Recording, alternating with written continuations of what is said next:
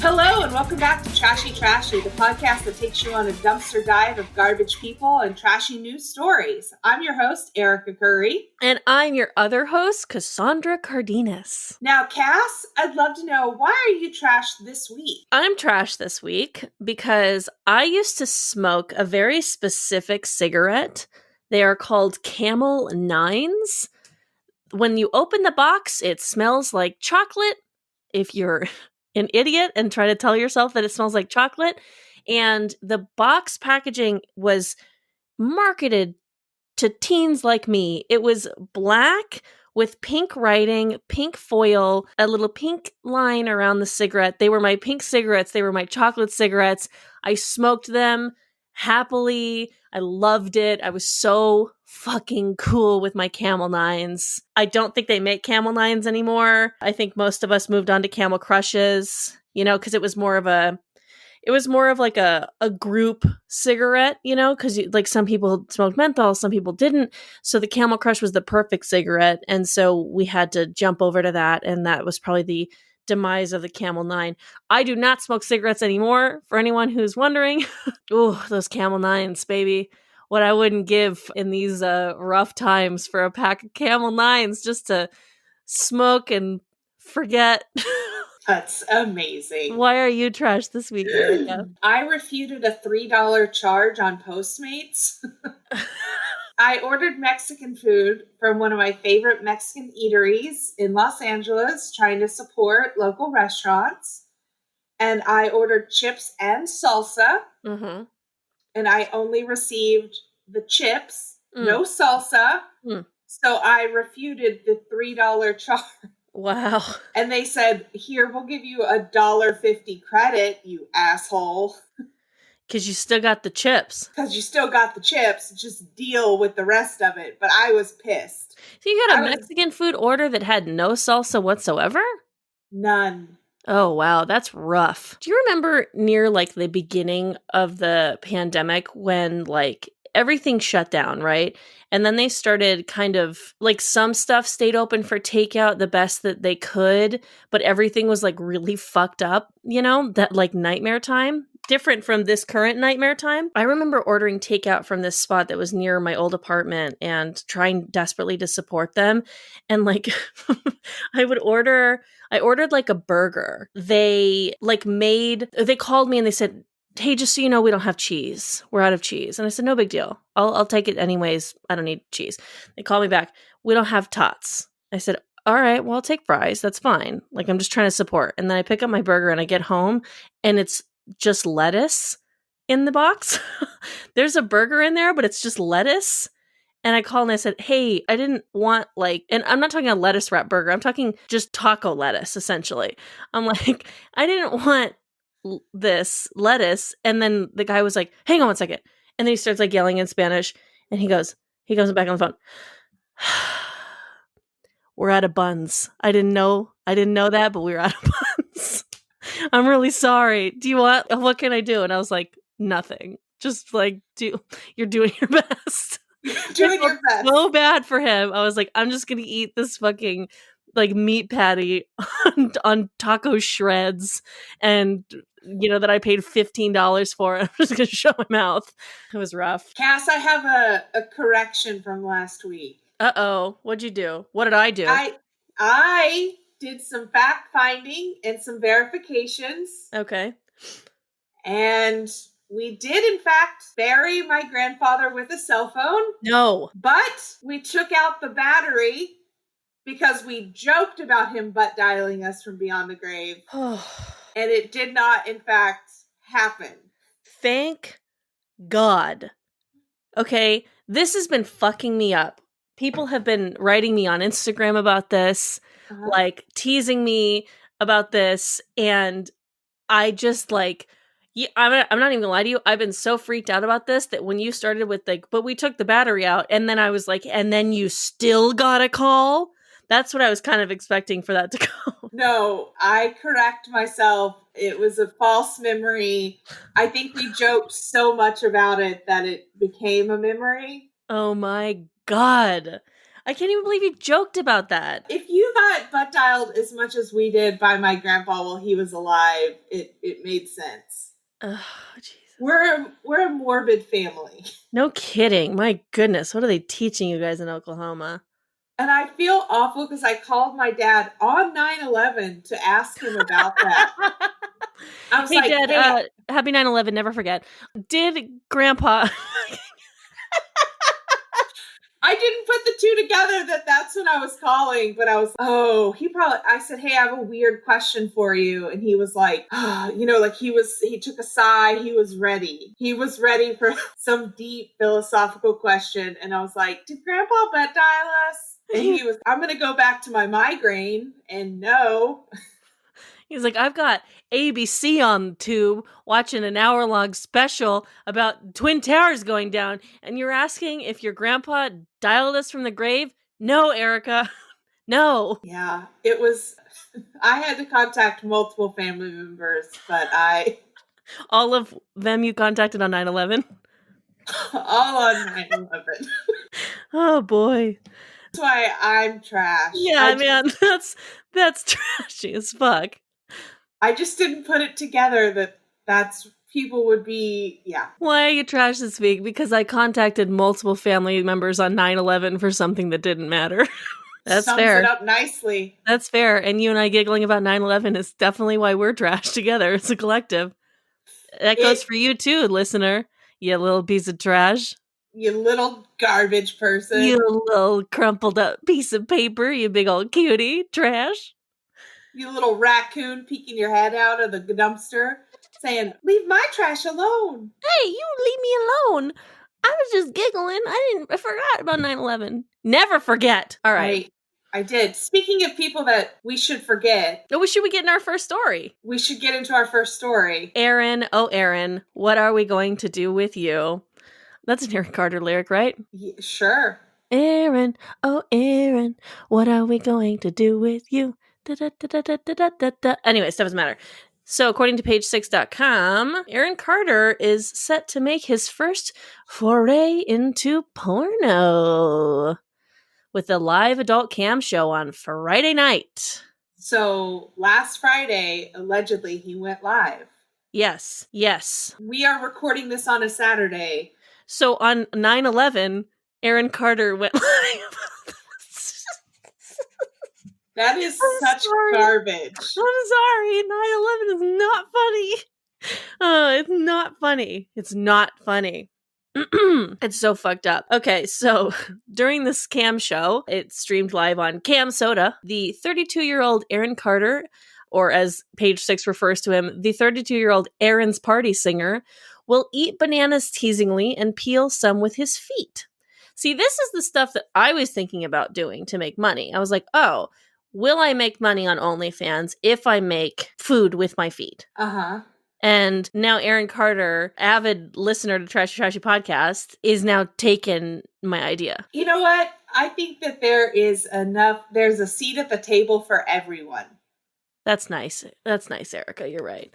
So peeling a banana with your foot, which is like, I don't know how you do it, but like he's going to do it, and then teasingly eating it. And then he's going to masturbate for a live audience for the first time ever. Now, something about me tells me that's not the first time he's masturbated for a live audience. I would argue that he probably hasn't masturbated for a live audience, and maybe he's never masturbated in his life.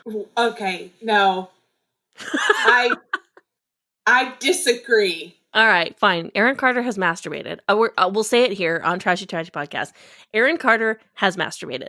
I don't think that he's masturbated for a live audience, though, before. What do you count as a live audience? 2, 3 people? Or, I can be an audience of one. Okay. So you're saying masturbating in front of one person is masturbating in front of a live audience? Yeah. If the audience is enthusiastic enough, then yes, that is a live audience. Okay. Well, then I guess everyone has probably masturbated in front of a live audience. Yeah, I think. Maybe not everyone. Maybe not everyone. I don't fucking know. I guess, whatever. I think the live element is how into it you are. Right. As well as being present in the moment. But I think it's... I have an attachment on my vibrator that lights up an applause sign that hangs over my bed. So, like, I get it. You ain't gotta tell me about enthusiasm in live audiences. So, this is apparently his fiance did some porn earlier this year, which he was, source told Page Six, he was going ballistic over it, which I don't know if that's ballistic in a good way or ballistic in a bad way. I think it's ballistic in a bad way. Yeah, possibly. You know, what do you do? Like, he's having a hard time. He's going through some stuff, yeah. I don't want to, like, I'm not trying to, like, yuck anyone's yum or kink shame or even, like, shame a sex worker. So I'm not going to, like, say that this is necessarily a bad thing to do. It's just maybe someone needs to check on Aaron Carter. Yeah, he got that new face tattoo. Like, a lot of things are going on with Aaron Carter that we are not present and aware of at the time, and he needs some help. We at Trashy Podcast are here to champion for Aaron Carter in whatever capacity that he needs, and you can take that to the bank. Speaking of taking something to the bank, hold on. But not quite making the deposit. Okay. Or speaking of taking something to the bank, but then, like, being like, oh shit, while I'm out running errands, maybe I should go to the DMV. A man in Kentucky, Millersburg, Kentucky, was pulled over by the police because his license plate was drawn by hand, which is very cute. I kind of don't hate it, but he drew his Kentucky license plate by hand. It should come to no surprise to anybody that they also found out that he was uninsured and driving on a suspended license. But the police officer said, hey, next time you do this, don't forget to draw a registration sticker. Like, draw on the registration sticker. Like, come on. You did all this fucking research to, like, look at a license plate long enough to, like, really draw it, because its drawing is not bad. You know, it's pretty good, all things considered. But yeah, we'll post it on our Instagram and our Twitter, but it's truly not bad. Yeah, I mean, it gets a little rough down at the bottom where it says bourbon, but, like, the horse on top looks awesome. You know, he could have colored in. Look, it doesn't matter. This isn't an art podcast. You can't forget the registration sticker. I last year got a ticket for having my registration. Like, it was out to the DMV, but it hadn't been received back yet to me. So I got a Fix-It ticket. Which, have you ever received a Fix-It ticket? I sure have. They're obnoxious. They're obnoxious. So I waited, of course, until, like, the day before it was due. Yeah. To try to go to the courthouse. Courthouse was closed. No. So I had to go back. I'm leaving work, like, taking time off work. I had to go back, and then I had $24. No. The ticket was 25. They don't take check or card, so I had 24 in cash. So then I went down to the ATM. It was broken. No one just gave you $1? No one in line. I was like, does anyone have just $1? I could write you a check or Venmo you. And everyone just stared at me as if I had just proposed the most outrageous proposition anyone had ever heard. Oh my God. So then I had to go back the day after with my cash, and I went right back up to the guy at the window was super cool about it. It was just like, tomorrow, come right back to me and I'll take care of it for you. So I think what he did was he dated it the day before. Oh, good. And put in the cash on his own. Right. Because it was the day after it was due. And he was like, come back to me. So I had to wait in line for him to, like, strategically place myself in line to get him at the window. Oh my God. And then I was like, here's $25 in cash. And he was like, cool, you're fine. And I was like, thank you so much, obviously. But it was like a harrowing ordeal. Holy shit. That's fucking... I don't like Fix-It tickets. I think that they're very rude. I feel like if you get it fixed, you shouldn't have to pay the $25. I pay taxes to pay the fucking salary to the cop who sits at the courthouse who has to come out, look at my car, and go back inside. I pay his salary with my taxes. Why do I have to pay $25 and park and do all this? Fuck. And go to multiple courthouses. Jeez. Which one was just closed early for no reason. Speaking of no reason, at least 4 boats sank during a Trump parade in Austin, Texas. And this is hilarious to me. Yeah, Lake Travis was hosting a unofficial Trump parade, and they received multiple calls of distress for boats that were sinking around noon last Saturday. With winds at 10 miles an hour and gusting to as much as 15 miles an hour, the weather conditions in and around the lake most likely would not have caused the boats to sink. However, because they had this big-ass fucking Trump parade, the big boats, with the wake that the big boats made, it made the small boats sink. It's just awesome. If you want to compete with the big dogs, you got to get a bigger boat, is what I say. What a, like, metaphor for America that, like, all the big boats made the little ones sink, like, immediately. Like, as soon as you're a little boat and you're like, yeah, I'm with the big boats. They definitely have my best interest in mind. You sunk. No, the fuck they don't. We're 18 minutes into the podcast and we're already into capitalism talk. Ooh, let me crack my knuckles. We're back in it. Nobody died. So everybody was fine. It was just some boats sank. They were all insured. Everybody was fine. Yeah, I grew up, like, before my teenage years. I was in Colorado and we used to go to Nebraska to camp a lot. And so we would camp on the lake. And so I spent a good amount of my childhood on a boat. And when I first read this, I was like, how the fuck do these boats sink? I didn't realize that these boats could sink. But it's like, oh yeah, you take on a bunch of water in, like, the front of your fucking open bow speedboat. Yeah, that shit's going down. Yeah. I thought that you grew up in, like, one of the most beautiful places in the world, Colorado, but you went to Nebraska to camp. As if it was, like, some shitty backyard. You know, I can't explain the actions of my mother and my mom's friends who we camped in Colorado sometimes too, but, like, the best thing was to camp at a lake, and, like, you camp at Lake Sterling, which is in Colorado, then you got a campsite and you got to drive to the lake. But when you camp at Lake Inders in Nebraska, like right when you go into Nebraska, you basically can camp right on the water. And that's the shit you want to do. Okay. So, I mean, does that explain everything perfectly? No, because we were still driving like 3 hours to fucking camp. And we had, like, the shittiest little motorhome that, like, the middle console where, like, I don't know, the engine was. I have fucking no idea. It used to get, like, fiery hot every time that we would drive this thing. And yeah, just got to camp on the lake. I've never seen a boat like that sink. I never was even afraid of a boat like that sinking. And I think that fuck your boat parade.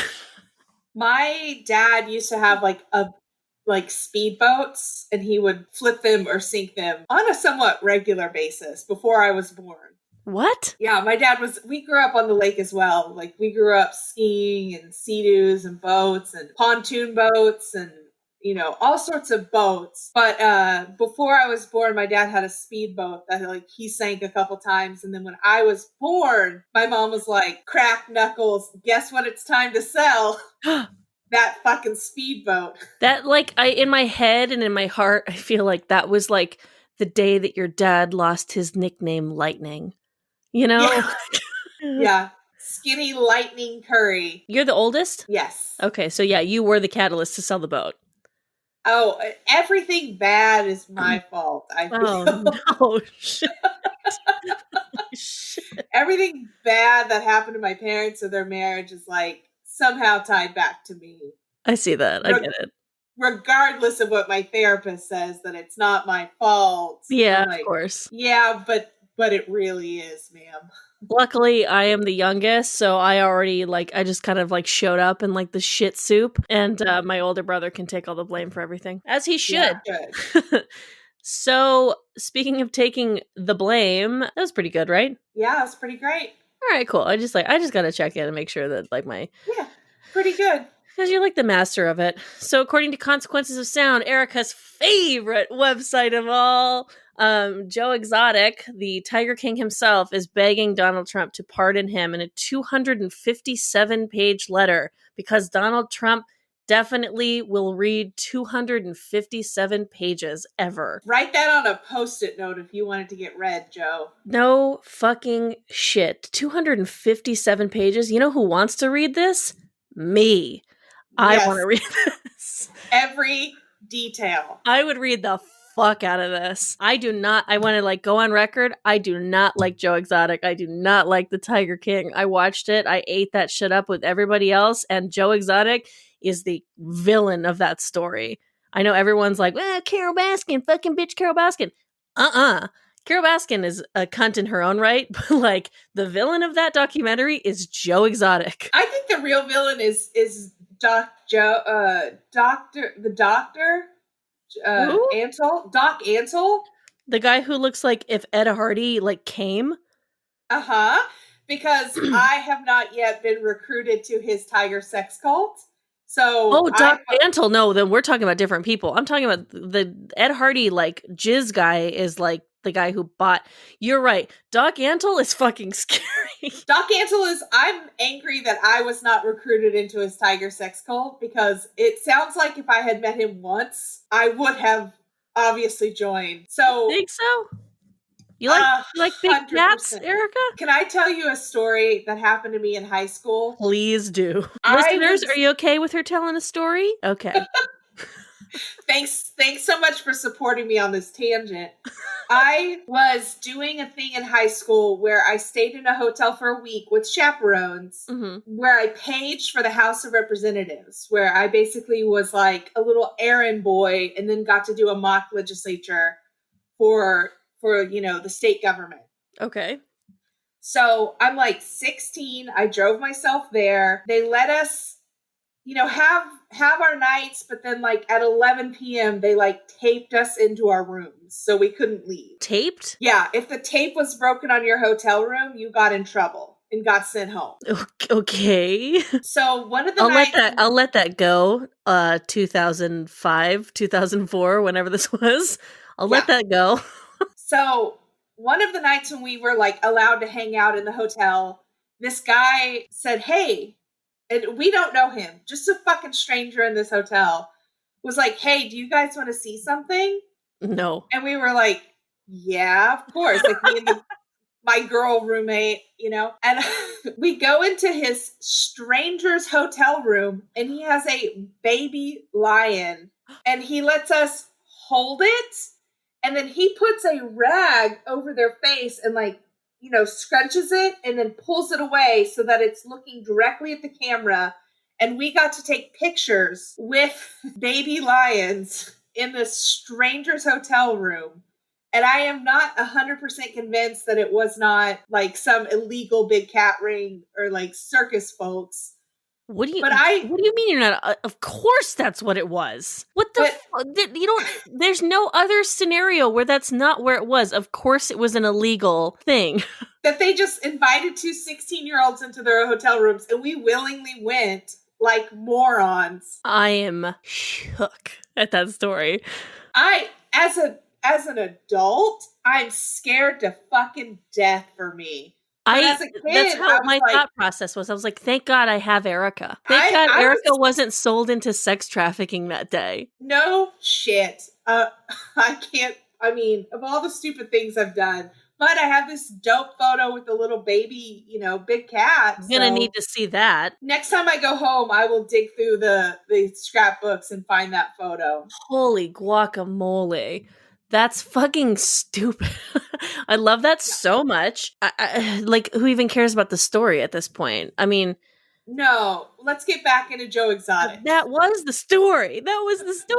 Okay, some fucking loser, Joe Exotic, 257-page manifesto about how he's being assaulted and beat up in jail and he needs to be taken out. Sexually assaulted by jail staff, beat up and tied in a chair to the point where my skin came off my arms. My hands are damaged from the abuse in jail. I'm so sorry for the sloppy writing and spelling. Sloppy spelled soppy. Seems kind of convenient timing. Seems a little staged. The federal prison system said that there was no such assault, which I don't believe either party in this in this exchange. I don't believe Joe Exotic or the federal prison system. So that's good. And he was trying to say, or his lawyers are trying to say, that his threats to kill Carol Baskin were hyperbole, just a goof. No, the fuck they weren't. This is why I just beat up my mic. This is why he's the villain in that story. You can say whatever you want about that bitch Carol Baskin. This woman was being stalked, harassed. How the fuck would you feel if you watched a video online and someone had a blow-up doll next to them and they said, this is you, and then they stabbed the shit? You'd be terrified. Like, she's just... Everyone sucks. Everyone sucks in that documentary. Everyone sucks. Oh my God, we need to have a little bit of sympathy for Carol Baskin. Just a little. The internalized misogyny within me hated her. Sure. Like, I hated her, but I do feel sorry for her because, yeah, he did absolutely terrorize her. But she brought it on herself a little bit. Wow, Erica, what? Again, that's the internalized misogyny. I hate myself for saying or thinking it, but raises my hands. She antagonized him a little bit. How did she antagonize him? By just fucking being a woman and existing. Oh boy. Yeah, I don't know. I just I think that Joe Exotic deserves to be in prison. Like, I'm happy that he's there. Or he just has to, like, I don't know. I'm not a huge fan of our prison system, so I shouldn't say that anyone does. I don't fuck. This is where you get me all fucked up, man. But Joe Exotic is a piece of shit. He used drugs to, like, make straight men fall in love and feel dependent and marry him, and one of those men killed themselves. He threatened this woman's life on a regular basis. He sold shitty, nasty meat to humans. He abused his workers. He abused animals. Like, bro, I mean, I want to read that 257 pages. Yeah. Trust me. But I could give two shits about this guy. And then he fucking said hashtag 20 Trump Jr. 2024. And he's opening up his own underwear line from jail. What the fuck is World? What is World? What is World? What is World? Trash. No, I'm surprised this wasn't the dumpster fire. I'm not gonna lie. Oh, I think you'll like the dumpster fire better. Okay. Yeah, probably. But holy crap. Speaking of what is World, according to fansided.com, the Chiefs and the Texans played for the NFL on Thursday night, and they linked arms for a moment of unity, and the Kansas City Chiefs fans at Arrowhead Stadium booed the entire moment of unity and silence. First of all, I didn't even know that NFL was letting fans be in the stadium. I can't see how these aren't going to become super spreader events. They're allowing, it looks like, because I'm looking on NBCsports.com, my favorite website, and it's talking about like different stadiums and what they're allowing. So a lot of them, like the Colts or the Jaguar Stadium, Florida, will allow 25% capacity, 17,000 people. Hell no, am I going to go to somewhere with 17,000 people? So obviously this place in Kansas City must be one of those spots that allowed fans. And yeah, I mean, of course you're going to boo racism when you can't do your fucking stupid tomahawk chop and your racist ass shit that you are already used to doing. But it is a bad look, Kansas City. You won the Super Bowl last year. People already don't like you. And then you went and done this. It just looks bad. What? It just... Like, were they booing 30 seconds of silence for unity, or were they booing the fact that the players were linking arms, or what are we booing here, Missouri? I can't put myself in their mindset. I'm trying, and I've tried. I just don't understand like why they're so upset. It's a sign of protest, and so any protest is taken as a sign against America in some way, and it's just bullshit. I had to Google to make sure that Kansas City Chiefs were in Missouri and not in actual Kansas. We got to talk to whoever came up with that, by the way. The whole Kansas. The two Kansas cities? Yeah. Like, that's confusing. Yeah, it really is. It's fucking confusing. Fuck these people. Fuck them. I'm not saying fuck all sports fans, but like, change your culture. Change your culture, for fuck's sake. I stopped watching football. I used to be a pretty big Broncos fan, and I listen to sports radio. Like, for all intents and purposes, I am a sports fan.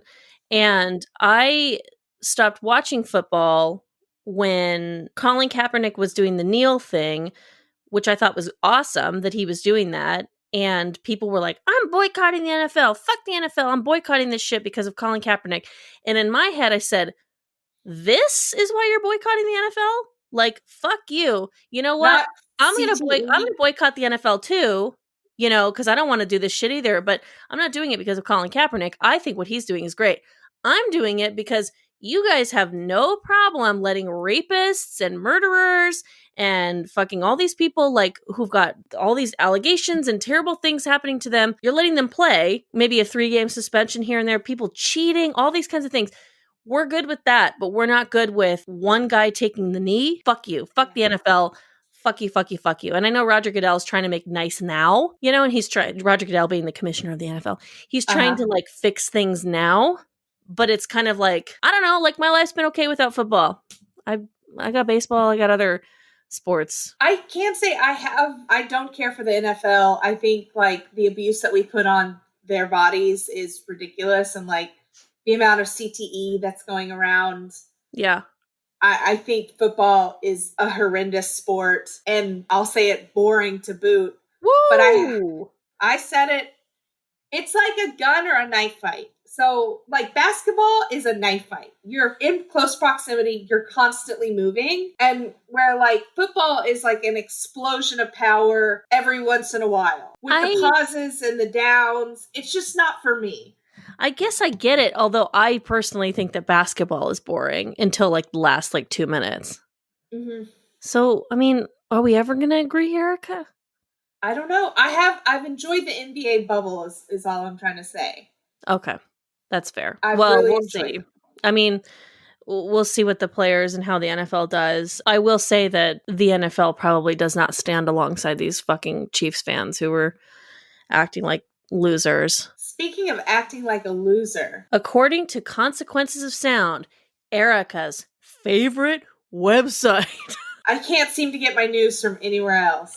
No, but I don't want you to ever change. Cardi B got a Trump-supporting teen arrested for doxing. Do me a favor, Erica. What the fuck is doxing? It's blasting your private social information online, like posting your home address or something. Okay, I see.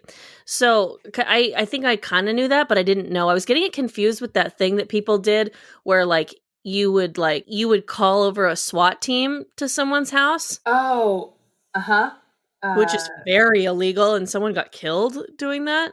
Yeah. But I was like, is that doxing? But I guess doxing begats the SWAT team thing because you got to get an address. Anyways, we don't need to talk about that. That's fucking crazy.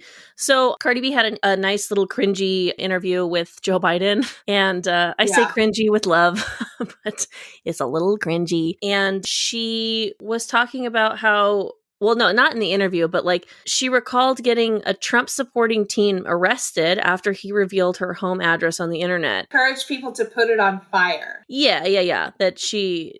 Was this in the interview that she said it, or was it somewhere else? No, shit gets so intense that a Trump supporter posted my home address and encouraged people to dox my house to put my house on fire. I literally hired a private investigator and served them with a warrant and arrested this boy. This boy was a fucking teenager. His parents were shook. Yeah.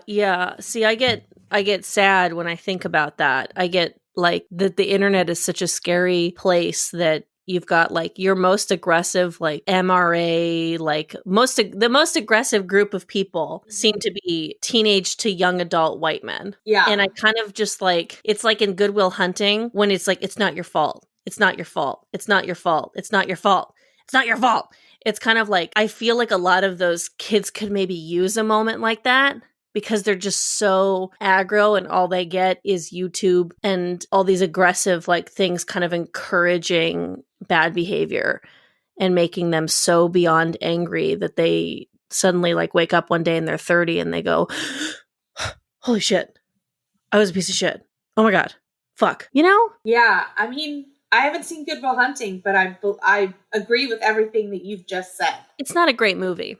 I fucking said it. Fucking... Way to throw away an Oscar. The rapper interviewed Joe Biden about Black Lives Matter, healthcare, and Trump's lies. And Candace Owens, who's a conservative blowhard, she called Cardi B illiterate and accused Joe Biden of pandering. And Cardi B hit back and said, the guy you fucking love so much, he panders too. Just like I can make millions of people pop their pussy, I can make millions of people go vote. And I was like, yes, Cardi B.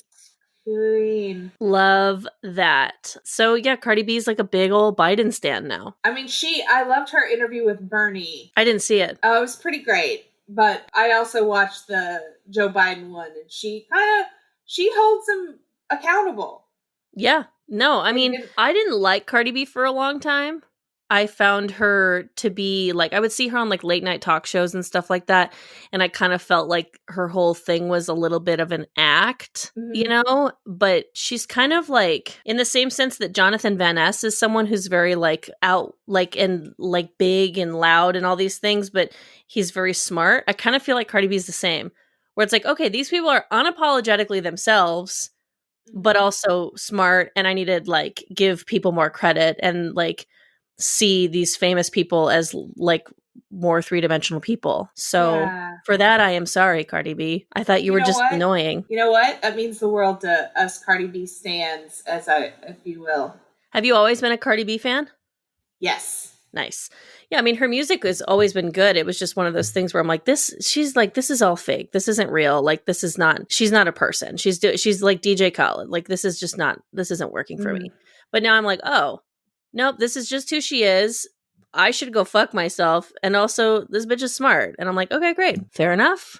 I will go fuck myself now." Speaking of getting fucked, according to USA Today, looks like Lindsay Lohan is getting sued by HarperCollins over a book advance because she promised to write a book. And in the surprise of the century, Lindsay Lohan didn't write a book. I don't know why I said it like that. I don't know why I'm being such a fucking hater. But when I read this, I'm like, yeah, no shit, she didn't write a book.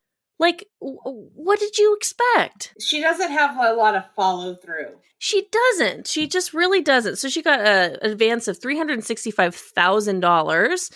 And her original, this was back in 2014, her original due date was for May 1st, 2015. But Lohan and her company and HarperCollins all agreed in 2016, which is like a year later, to push her deadline to March 15th, 2017. And Lindsay Lohan still did not write this book. And she had said, I think that this all came from a moment on her reality show where she was, or her docuseries on OWN, where she basically was like, she had a meeting with a literary agent on camera. And then that's how the book deal even got started. She said, yeah, she's considering writing a tell-all book that would incorporate journal entries from her past. Are we surprised Lindsay Lohan didn't write this book? Like, yeah, like I'm not, like I said, I'm not trying to be a fucking hater, but like no doy.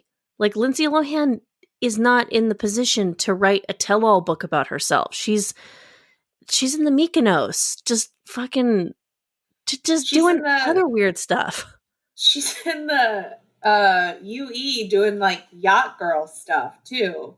Yeah, like I don't even know if I would believe the book. No, I don't think she's capable of telling the truth to herself or to other people. Yeah, I mean, maybe Lindsay's a little sick and we should like be nicer. But at the same time, like if I worked at HarperCollins, I'd be like, are you seriously gonna give this fucking girl $365,000 and expect a book? Has she written anything? Not everyone can write a book. Hire a ghostwriter. Can I say something on my platform right now? Yes. Because this is my platform. And I hate to keep getting into politics, but I cracked my knuckles earlier. I am so fucking tired of these former Trump people who don't do a goddamn thing when they have power, being like, you can read it all in my book. It's like, are you fucking serious? Like, people are dying right now because of like corona and fires and all kinds of shit. No, I'm not going to pay $29.95 to fucking hear or to hear you narrate your own shit on Audible or whatever the fuck you're. Fuck you, you fucking cowards. That's all I gotta say. I'm sorry. It's weighing heavy on me. No, thank you so much for speaking up. I appreciate you releasing that. Michael Cohen just put a book out, and I'm like, great. You testified in front of Congress that you're a liar, and like, congratulations. Like, you could have done so much. Congratulations, you played yourself. You're playing us all. We all got played. HarperCollins, though, congratulations. You played yourself. Speaking of playing themselves, according to a ScienceTimes.com article, a flat Earth couple tried to sail to the edge of the world but had to be rescued by a maritime doctor. A maritime doctor, of course, is a pirate doctor. Arg. Arg. Yarg. It's Doctor. A scalpel. A parrot. I don't know what a parrot noise is. Oh no, my joke is dying. She's dying. Speaking of dying, this couple almost died. A flat earther couple from Venice believes that the edge of the world was near Lampedusa, a glorious sun-bleached island south of Sicily. In their quest to prove that the Earth was flat theory and see for themselves the edge of the world, they decided to sell their car, buy a boat in Sicily, and sail towards the edge of the world. However, the flat earther couple only reached up to the island of Ustica as they were rescued by a maritime doctor in a migrant rescue vessel. The couple violated some regulations during the lockdown, so they are now forced to quarantine, from which they have tried to escape twice. I fucking love this shit. I fucking love it. Garbage people. First of all, I'm very, very confused on how the flat Earth map works. If some island off of Sicily, am I crazy? Sicily's Italy, isn't it? Yes. So then where does that put Africa? Like, because Africa is below Italy. Am I stupid? It's west, right? And below. Okay, so Erica, Africa is southwest of Italy. We are not looking at maps right now, by the way. And I think it's obvious. And we refuse to look at one. No, fuck that shit. So if that's the edge of the world, yes, then is Africa on the other side? Or are they just denying the presence of Africa? And also, there's countries in the Middle East, I think, that go down more than Italy. I think. Don't quote me on this. Like Asia and stuff, it goes down deeper, maybe more south. I just don't get it. I'm a little confused on the map and on the logistics of where the edge of the world is. Like the Earth is round, but like I understand getting down to like South America and then thinking that you're going to hit the edge of the world. See, that makes sense to me. Yeah, like that makes that's Italy. Flat Earth thing suddenly makes sense when we talk about it this way. Yes. But I don't like, or you go to Australia, you go down under, respectively, and then after that, it's over. Like basically, if you told me Antarctica, not a real place, I'd be like, for a flat earther, maybe that's true. For me, maybe that's true. I've never been there. Wow, Erica.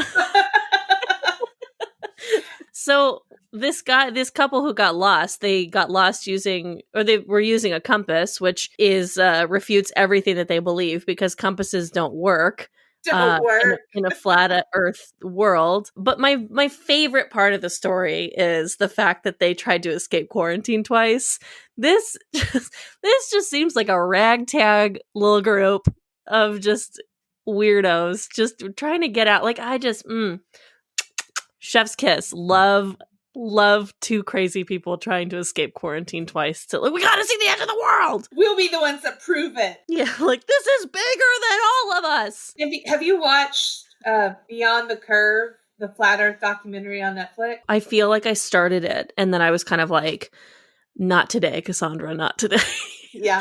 And I don't think I ever returned to it. My favorite character is a man who he takes a hammer and he bounces a golf ball like up and down, but he's reciting facts like state capitals or multiplication, like as if that's what intelligence is like memorizing facts. Like, wait.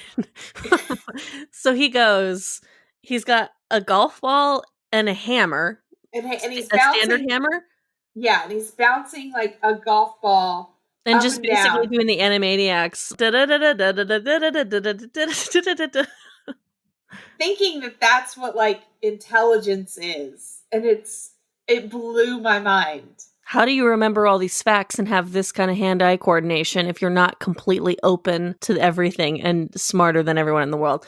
Exactly. I remember it was either from this little bit I watched from that documentary, or just like my own personal research on flat earthers, which I do a lot, that there's less about the fact that the earth is flat and a little bit more about like just a sense of community, which is I think something that also QAnon provides people. I don't, that doesn't make me necessarily sympathetic. It just kind of, it's not your fault. It's not your fault.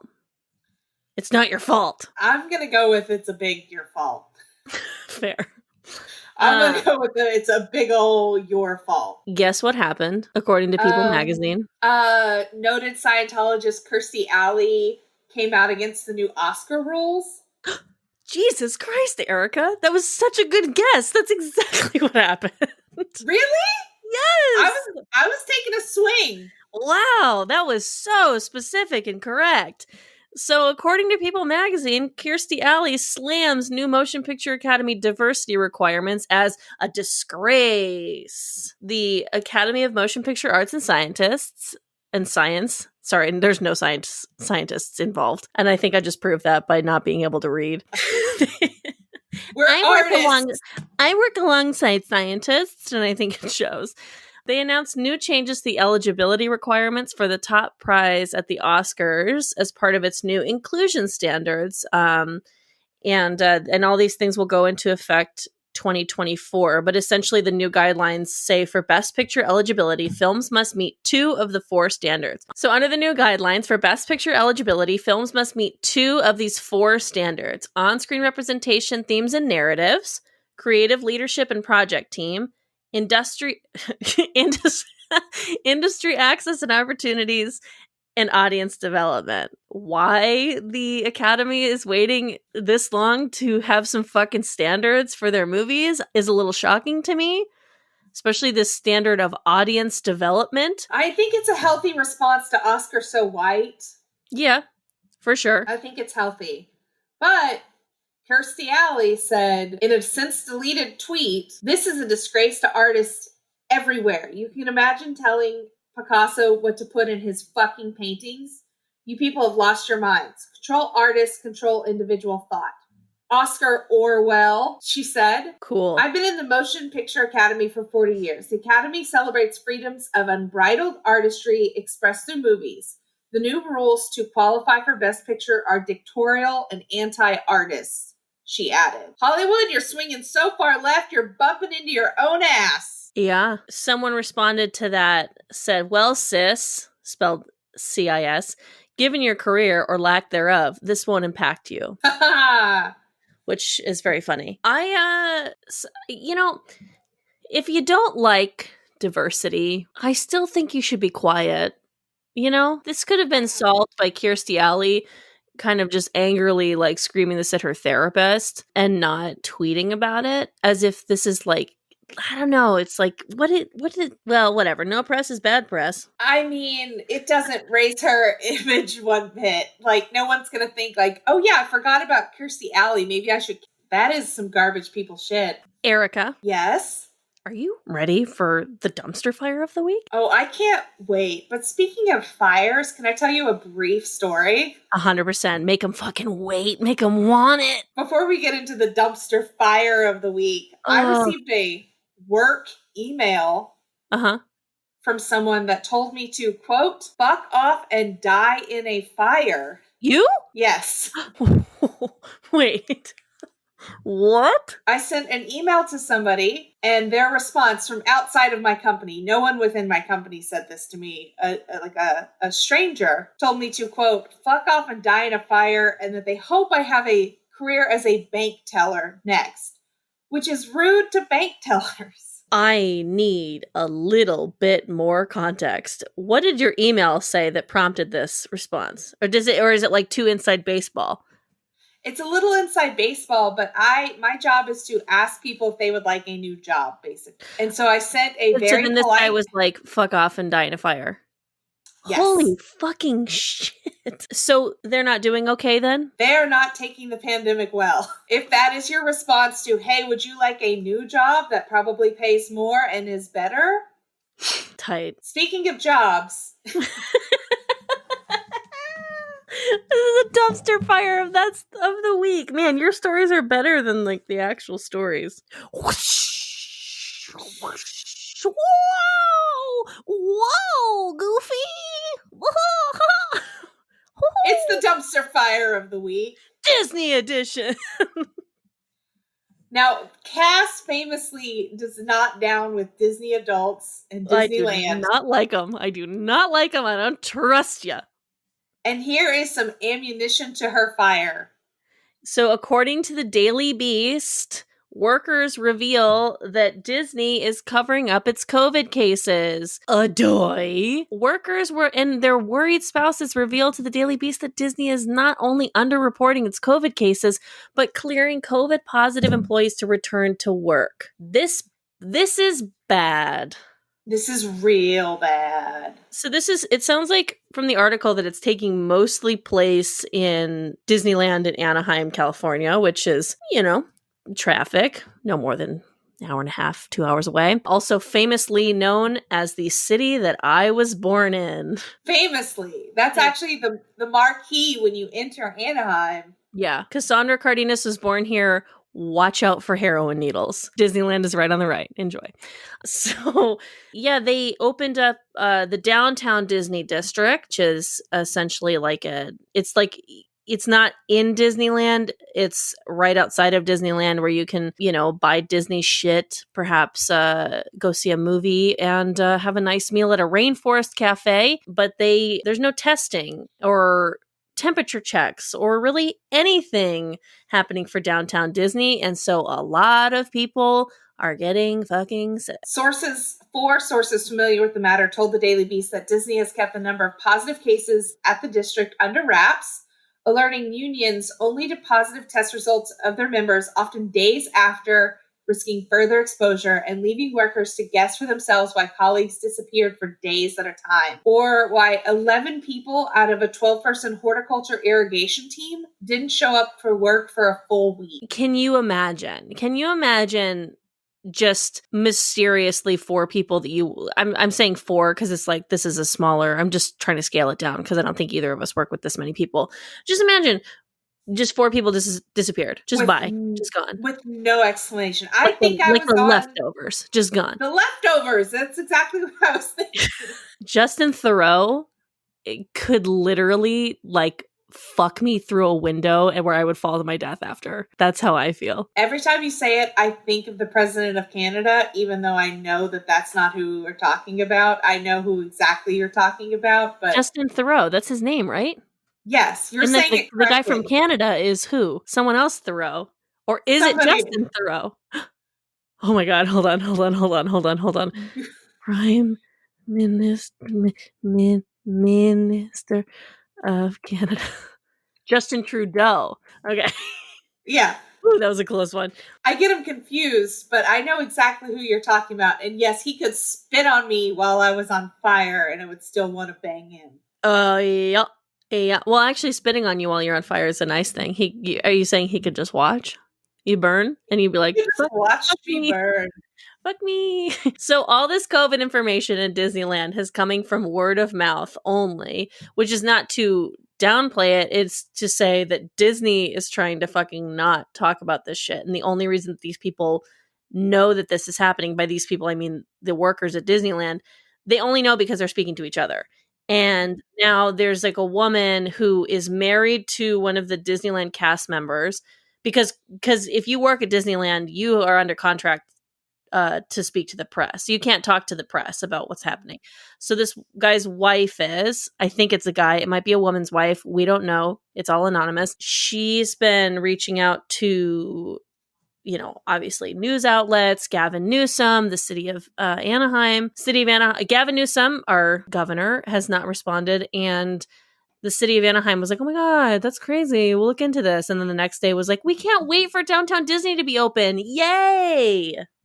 Yeah, they said we're unaware of any concerns at downtown Disney. Yeah, it's pretty fucked up. So, who's at fault here? The Disney adults. Oh no, don't blame Disney adults. You fucking spend your money, whether it is expendable or not, on these fucking passes to go to Disneyland whenever you so choose. And then you've got your Mickey ears, and this is all your fault. People are texting the journalist saying that blank hasn't been to work. Disney is expecting them back on Monday, but he is positive now, and his wife is also positive. He thinks his kid probably has it also. He is doing better, but still hospitalized. He said more people have it and need to be sent home in their department. Yeah, people are getting exposed up the wall. That's what's really fucked up about this, is that it's like these employees are not I mean, they maybe are, but they're not directly getting sick from people coming to the park, such as Disney adults. They're getting sick from each other. And that's what's really gnarly, is that like Disney is doing these things for profit, even though it is directly impacting their workers. And these are like, they're low level workers. I mean, like, I'm not trying to talk shit too hard on like, you know, all of our overlord Disney. Like, I'm not, you know, because like whatever. But love the Avengers. oh my fan. God, so much fun. Big fan of ABC. Love it. Love it. But like, it just kind of goes to show that they're kicking out their like, you know, gardeners and their like Disney cast members in like the suits and shit. They're like, yeah, they can go back to work. Oh, okay. So are the high level executives going back? Oh God, no. They're working from home until next year. It's kind of like, okay, so obviously you know that that's dangerous, but you still want to make money. There's a hierarchy of need. Not to loop back in the most perfect callback ever, but did you know that the only other time that Disneyland closed was 9/11? I did know that, yes. Never forget. I spent Christmas Day at Disneyland, and it was one of the most beautiful days of all time. Okay, and are you trying to convince me that you're not a Disney adult when you say things like that? I'm Disney adult adjacent. Thank you. You're guilty by association, bitch. How many Mickey ears do you own?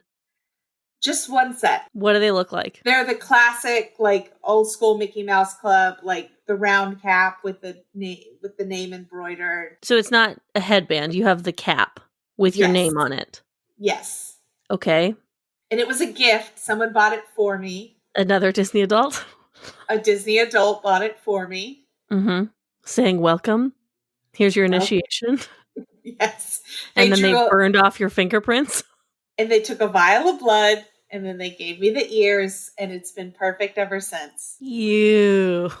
I see right through you, Erica Curry. Look, this sucks. I mean, it's no surprise that this is our dumpster fire of the week. It's so dangerous, and you know, and not worth it. No, your money talks, you guys. Like, don't do this. I'm talking to you, Disney adults. Don't go to Disneyland or Disney World right now. Like, just find solace at home somehow in your weird, shallow Disney lives and just wait. I'm sorry, I'm coming too hard for Disney adults, and I feel like this is gonna backfire in my face. I'm just kidding, kind of. But like, your money talks. Do not go to Disneyland right now. This is so dangerous. I mean, these people are covered by unions and stuff, and even their unions are blowing it right now. Yeah. There's a quote down at the bottom of the article. Oh my god. Okay, sure. A couple people have tested positive that we know about, said Anthony Novello, the president of the Pipe Fitters Union, Local 582. I know there's 2 or 3 guys that were in one unit. One of them got it, and the other 2 were told to stay home. But they haven't told us that there's this many cases in the park. And then Novella said that he would look into the total case number at Downtown Disney to let the Daily Beast know. 2 days later, he followed up with a new response. No comment. So, no comment should tell you maybe we don't open up fucking Disneyland. This is possibly our most political episode ever, but it infuriates me that we're still so much in a pandemic. Like, nothing has changed in regards to the pandemic and the severity of it. Our numbers go up and down constantly. Like, we have more information on stuff, I guess. But like, the biggest change has been that the government and these big companies are like, okay, well, we had to shut down for like so long. Like, just go back to work now. And it's like, why? It's not safer today than it was in the end of March. The only difference is that fucking capitalism must go on, and we're all just supposed to figure out how to live our lives and survive in this country when it's not safe. Yeah, other countries that shut down and pay people to stay home have been in recovery, and their numbers have been declined to deceased or to non-existent. But yet we somehow can't figure out how to defeat this without a vaccine. Yeah. So anyways, I mean, whatever. Again, this podcast is hilarious, so I won't get into it. Catch me on my other podcast called Cassandra's Very Unfunny Podcast. Oh boy. Hey, Cass. What's up, Erica? What are you hoarding this week? Okay, so this week I'm hoarding something very special. Now, as much as I hate Disney adults, I think I might hate people who jump on fall too early even more. Like, I get it. Halloween's coming. And by the way, my roommate is one of those people. I hope she can hear me right now. You're crazy. I'm just kidding. I love her so much. Anyways, so I'm hoarding. It's a product from Trader Joe's. If you don't have access to a Trader Joe's, I'm really sorry. They are pumpkin flavored Pop-Tarts. And these things hit hard. Trader Joe's is like, we don't care. Fall starts in 3 weeks. Fuck you. Fall starts today. We're in a pandemic. People need fall now. So they're giving us fall early, and they go banana sandwich on all the pumpkin stuff. And the best product they have is these pumpkin Pop-Tarts. When we saw them, we bought 4 boxes. I don't eat Pop-Tarts regularly, but when it's pumpkin time, 4 boxes of Pop-Tarts are now in my pantry. They're so fucking good. You gotta do it. Can I tell you, I hate a pumpkin flavored anything. Gosh, we are a controversial podcast, Erica. I hate it. I love fall, but I hate a pumpkin flavor, and it drives me nuts. No pumpkin pie. No pumpkin spice lattes. Hate them. Pumpkin beer. No. Wow. I know. I'm sorry. I don't want to yuck your yum. I hope you enjoy your Pop-Tarts. I just cannot stand the flavor of pumpkin. That's so interesting that you're so incorrect about this. Yeah. Fair enough. That's fine. What are you hoarding this week? I'm hoarding a book by Dave Hill called The Vapors. And it's about carny, illegal casinos and gambling in like the 20s and 30s in Hot Springs, Arkansas. And it's based on true stories of his family that were carnies and like ran the games and things like that and ran illegal casinos. And it's real good. Wow. Okay. The Carnies by Dave Hill. No. The Vapors. Oh, The Vapors by Dave Hill. Yeah. But it's about carnies. It's about carnies and old-timey, sham men and all that stuff. That's fun. Okay, cool. Look at you recommending a book. I read. I believe you. I'm just like, I'm proud of us. I'm proud of, like, I feel like our podcast is not only incredibly controversial, it is also, like, something that you might get better from. Like, you guys can't see me, but I got new glasses from Warby Parker and they're fucking huge. And I'm like, ever since I got them, I was like, do I work for NPR? And I just feel like this has like really solidified. Yes. Yeah. Speaking of reading, we read our reviews for this podcast and want to thank each and every one of you for leaving a 5-star review and writing something up about it. It really helps the show grow, and we appreciate if you would leave one if you haven't already. Yes, please. Please do this. Also, you can support this podcast financially by pledging up to be one of our pledges. If you click on the episode notes within, you can see how to support this podcast financially. That will help us buy better equipment, allow us to continue to be in business. Yes, thank you. We love you. Yes, I think we've come to the end of the episode. Where can people find you? They can find me at Iconic Erica Curry on Instagram and at Gillygal on Twitter. And you can find me at Cass Cardenas on Instagram and Twitter. And you can find the podcast on Instagram at Trashy Podcast. And you can find the podcast on Twitter at Trashy Podcast 1. We are still fighting with Trashy Podcast to get our domain back. We will win this fight. Mark my words. You can also email us at trashypodcast@gmail.com if you have reasons why you were trash this week, or if you have a fun, trashy story for us to talk about. Hey, Erica. Yes? Stay garbage, girl. No, you stay garbage. Okay. Bye. Bye.